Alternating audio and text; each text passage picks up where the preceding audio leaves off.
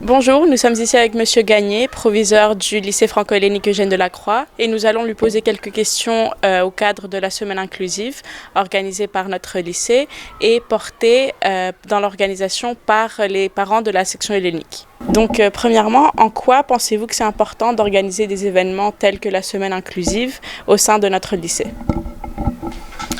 Alors c'est important parce que d'une part, l'inclusion scolaire, ça fait partie d'une politique générale nationale à l'échelle du ministère de l'Éducation en France. Nous sommes également en Europe, donc c'est une politique qui se répand désormais dans tous les pays européens. On parle de plus en plus d'écoles inclusives. Or pour l'instant, concrètement, à part peut-être une déclaration de bonnes intentions, concrètement, dans le quotidien de chaque établissement, on n'a pas forcément pris d'action concrète. Donc la semaine de l'école inclusive, elle fait écho à la journée de l'école inclusive que nous avions initiée l'an dernier. Et donc ça traduit une évolution sur une prise de conscience plus profonde auprès des personnels et auprès des élèves et des parents. Merci beaucoup. Quels sont les objectifs que vous souhaitez atteindre dans le contexte de l'inclusion d'ici la fin de la semaine inclusive ? Alors très clairement, l'objectif de la semaine inclusive, c'est de favoriser une prise de conscience la plus large possible auprès de tous les usagers de l'établissement. On parle ici des parents d'élèves, des enseignants, des personnels aussi qui sont non enseignants, qui peuvent être intéressés par cette politique d'acceptation des élèves en situation de handicap au sens large. Et bien sûr des élèves, parce que dans l'incompréhension qu'on peut avoir auprès d'élèves, alors neurodivergents ou sujets à une situation de handicap particulier, la prise de conscience aidera à mon sens beaucoup à résoudre des problèmes quotidiens de relations entre les élèves. Merci beaucoup.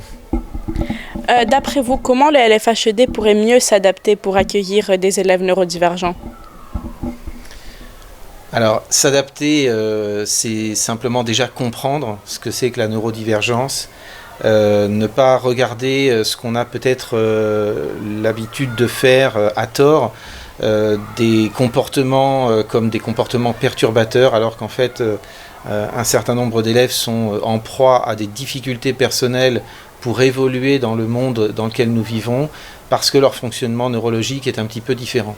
Donc ça génère effectivement en classe, ou dans l'établissement, ou sur les cours d'école, ou dans les relations avec les élèves, des relations qui sont parfois incomprises et qui génèrent des réactions de rejet des groupes d'élèves par rapport à ces élèves-là, parce qu'ils sont incompris, mal intégrés dans les classes. Et je pense que c'est sur ces points-là qu'il faut qu'on fasse progresser l'état d'esprit général.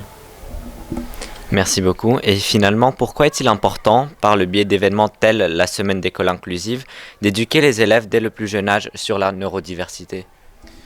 Parce qu'en fait, l'enjeu de demain, ça n'est pas forcément l'école, c'est la société de demain. C'est-à-dire les décideurs, les adultes dans le monde du travail, dans l'entreprise, on atteindra, si vous voulez, la notion d'inclusion au sens large, en travaillant ces sujets-là à l'école, parce qu'évidemment, plus jeune on éduque les enfants à cette idée-là, plus naturel à l'âge adulte, l'idée d'inclure des gens neurodivergents dans le monde du travail ou en situation de handicap dans le monde du travail sera naturelle.